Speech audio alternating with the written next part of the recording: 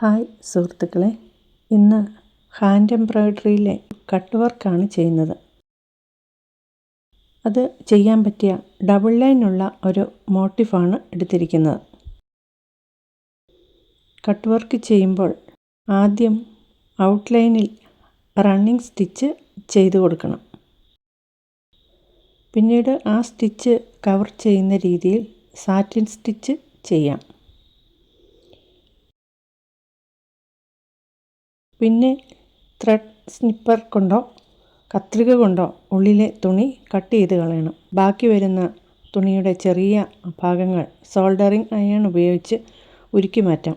Soldering iron ഉപയോഗിക്കുമ്പോൾ നൂല് കട്ടായി പോകാതിരിക്കാൻ ശ്രദ്ധിക്കണം.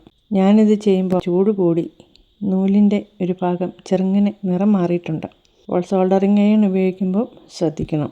പിന്നെ കട്ട് ചെയ്ത ഭാഗത്ത് നമുക്ക് ചേരുന്ന തരത്തിലുള്ള തുണി മുറിച്ച് അതിൻ്റെ പുറകിലായിട്ട് ഒട്ടിച്ചു കൊടുക്കാം. പിന്നെ കുറച്ച് സ്റ്റോൺസും ബീഡ്സും ഒക്കെ ഒട്ടിച്ചു കൊടുക്കുകയാണെങ്കിൽ കട്ട് വർക്ക് വളരെ ഭംഗിയായി തോന്നും. ഞാൻ ചെയ്ത വർക്ക് നിങ്ങൾക്ക് ഇഷ്ടപ്പെടുകയാണെങ്കിൽ സപ്പോർട്ട് ചെയ്യണേ സുഹൃത്തുക്കളെ.